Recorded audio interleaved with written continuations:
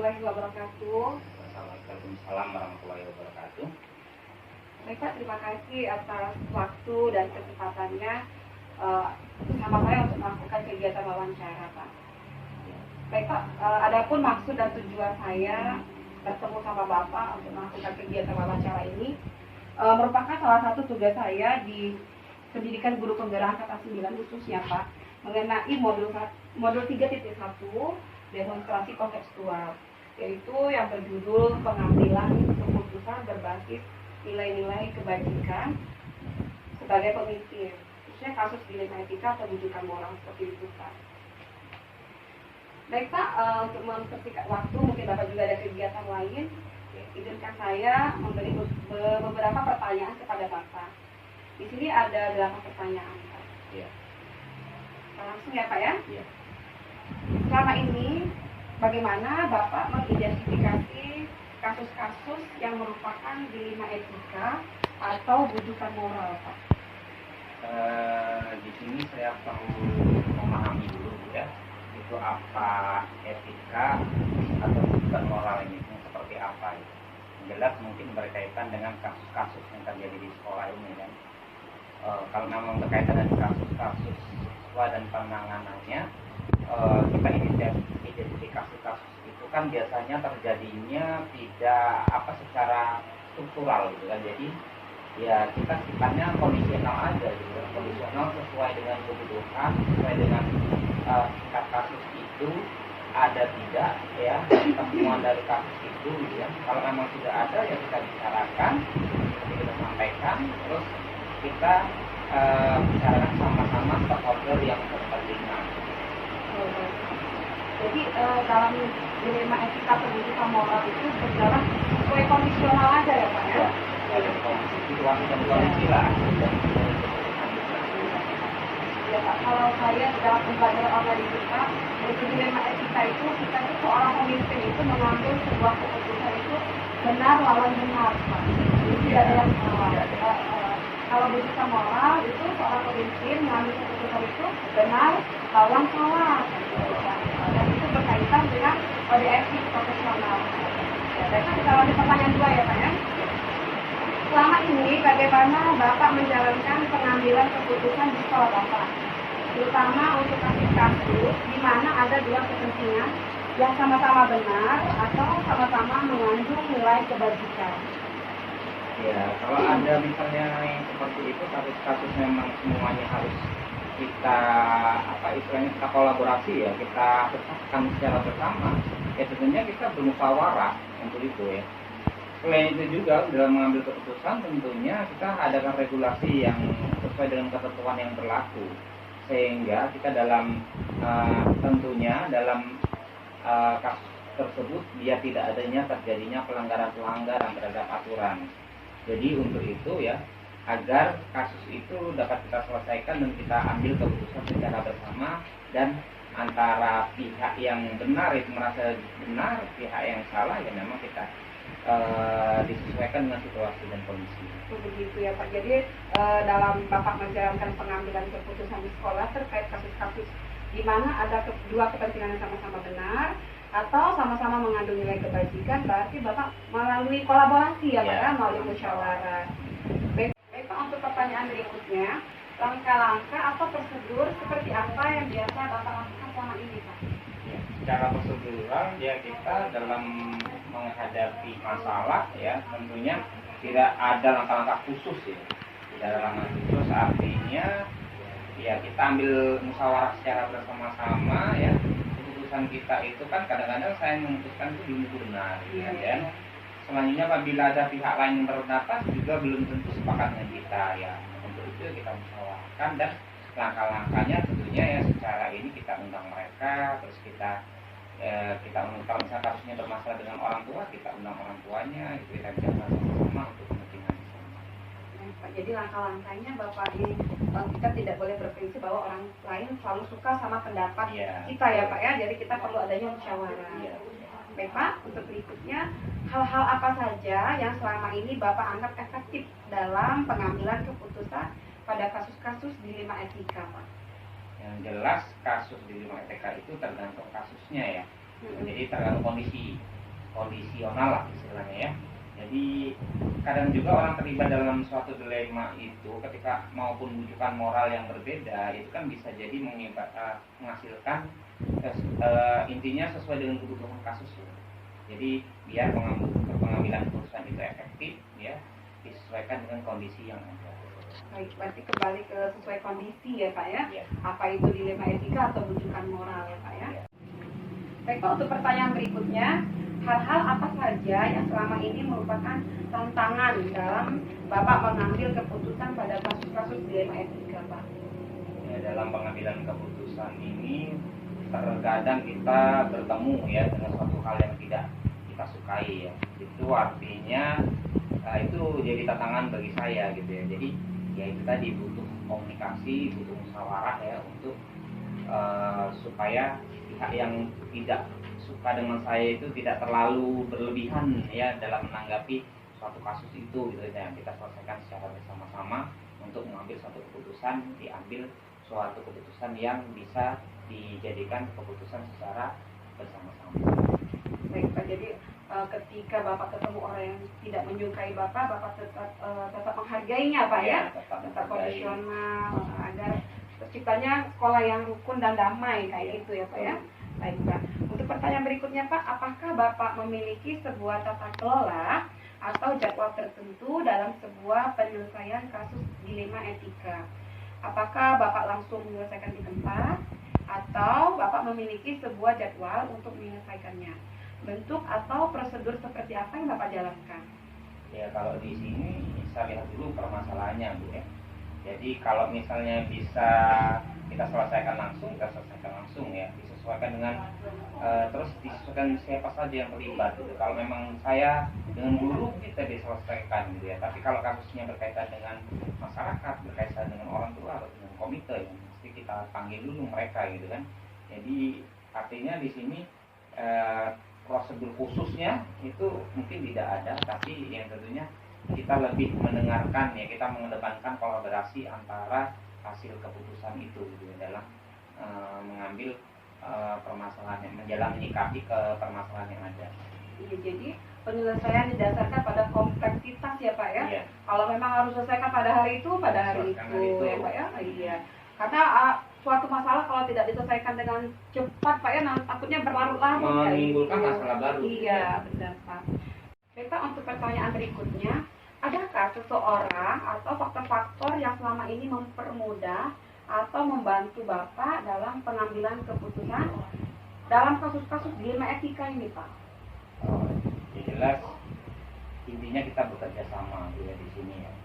Kalau misalnya kasus itu bisa kita selesaikan di sekolah, kita selesaikan, dan memang kalau melibatkan aparat terkait, misalnya contoh misalnya perkelahian siswa gitu yang tidak bisa kita atasin siswa kita dengan pihak luar gitu ya, kita bekerja sama dengan pihak-pihak tertentu yang bisa menyelesaikan masalah itu.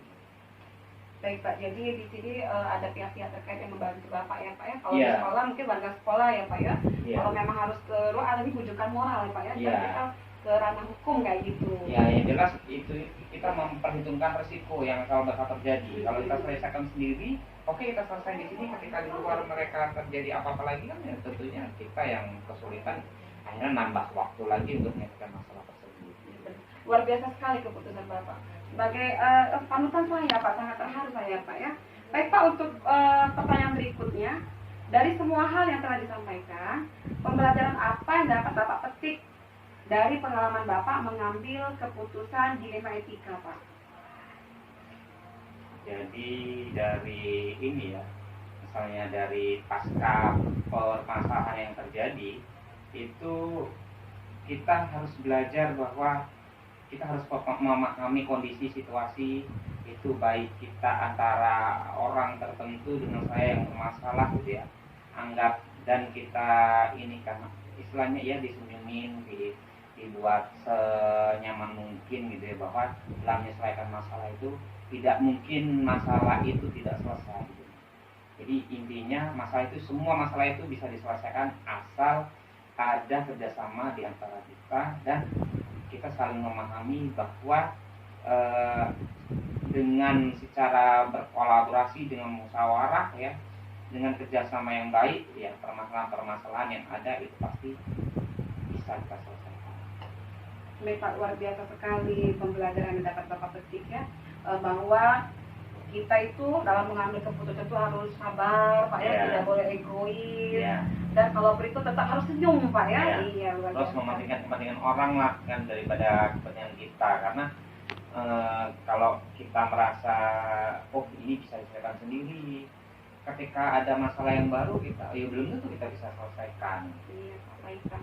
Baik Pak, mungkin itu saja beberapa pertanyaan yang sudah saya sampaikan.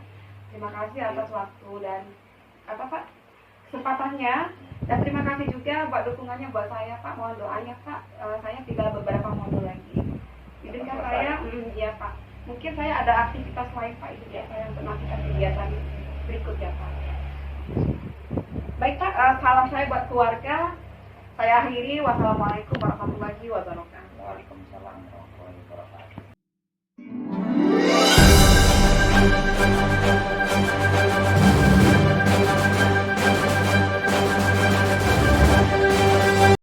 Assalamualaikum warahmatullahi wabarakatuh. Pak Saleh. Waalaikumsalam warahmatullahi wabarakatuh.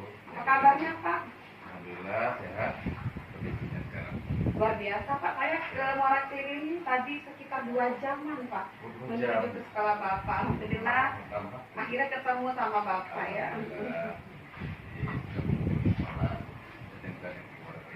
Ya tadi saya sudah melihat sekitar sekolah Bapak, luar biasa bersih ya Pak ya.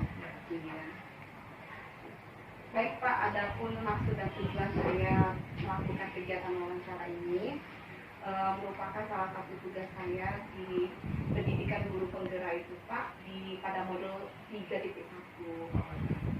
demonstrasi kontekstual, di mana di situ dengan topik pengambilan keputusan berbasis nilai kebajikan sebagai pemimpin mengenai kasus-kasus dilema etika atau bidikan moral.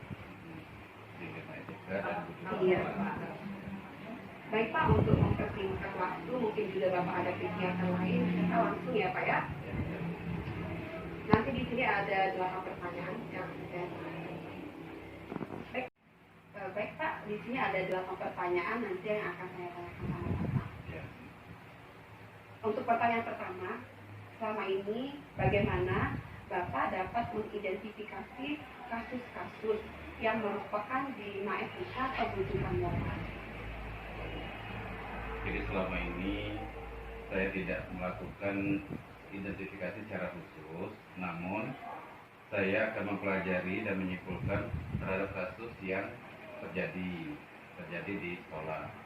Jadi kesimpulan tersebut akan digunakan sebagai bahan untuk tindak lanjut dalam mengambil keputusan, baik yang di dilema etika maupun sebagai rujukan moral. Baik Pak, jadi untuk identifikasi kasus-kasus selama ini Bapak tidak melakukan identifikasi secara khusus ya Pak ya, tapi Bapak menyimpulkan bahwa itu akan dijadikan tindak lanjut pengambilan keputusan. Baik Pak, kita lanjut ke pertanyaan 2 ya Pak ya. Selama ini bagaimana Bapak menjalankan pengambilan keputusan di sekolah Bapak, terutama untuk kasus-kasus di mana ada dua kepentingan yang sama-sama benar atau sama-sama mengandung nilai kebajikan.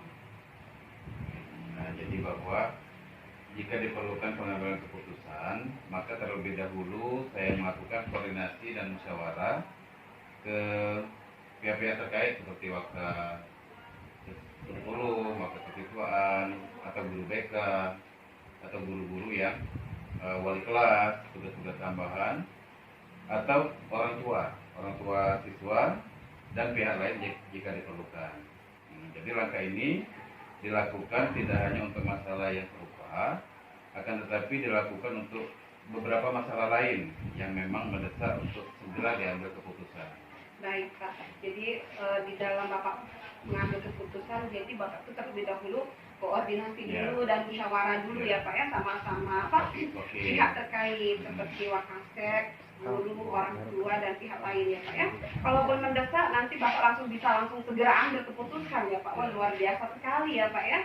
Kita lanjut pertanyaan 3 ya Pak. Baik, untuk ketiga, setelah identifikasi sama ini, kita lanjut yang ketiga ya Pak ya. Ya. Langkah-langkah atau prosedur seperti apa yang biasa Bapak lakukan selama ini Pak?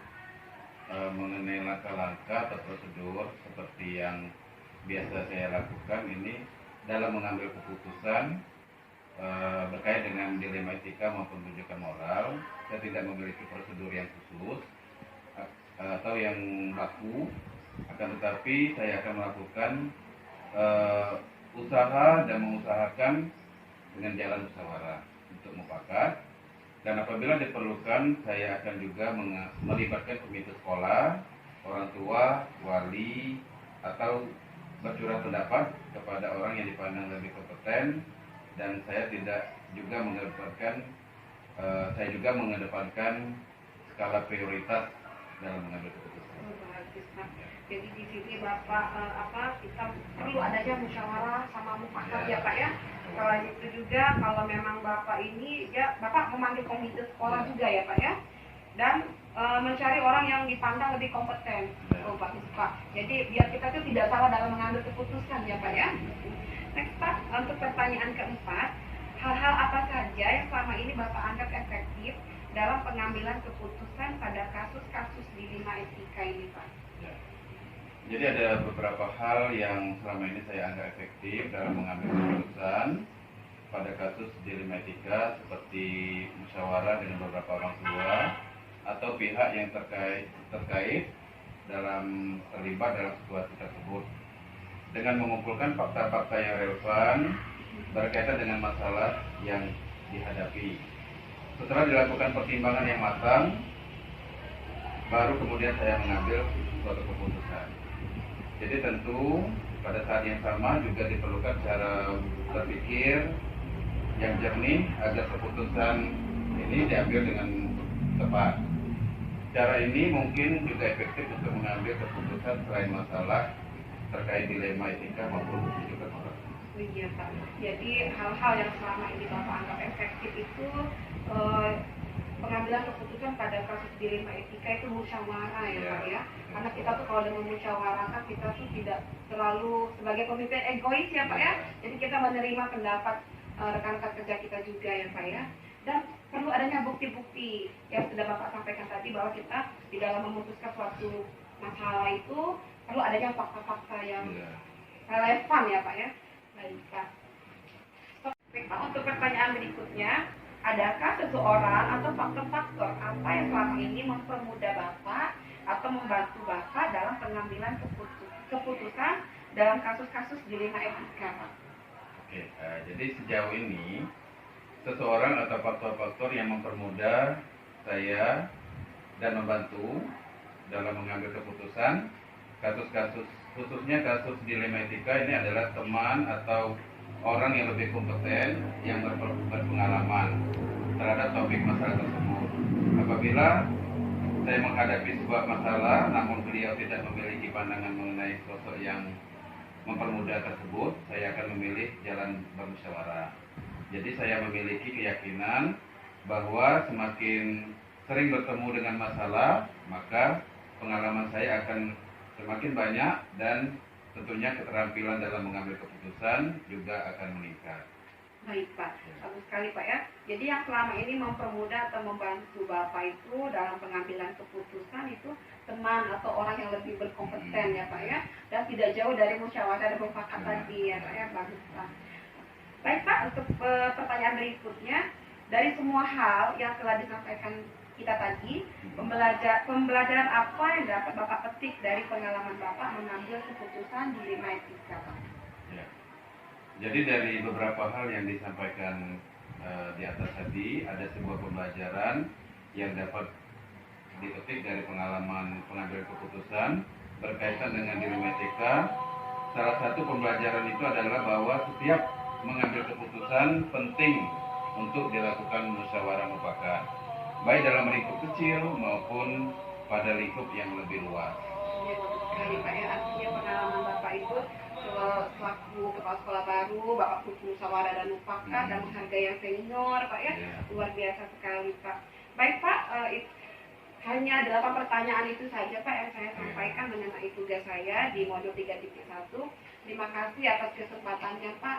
Salam buat keluarga ya Pak ya. Ya, Saya sama-sama. mungkin langsung pamit menuju Lubuk Linggau ya Pak ya. Ya, Iya. ya. Semangat Jadi, Pak. Mohon doa dan dukungannya buat kegiatan saya Pak. Ya. Baik, Selamat saya akhiri. sukses selalu. Ya, amin amin. Saya akhiri. Wassalamualaikum warahmatullahi wabarakatuh. Waalaikumsalam.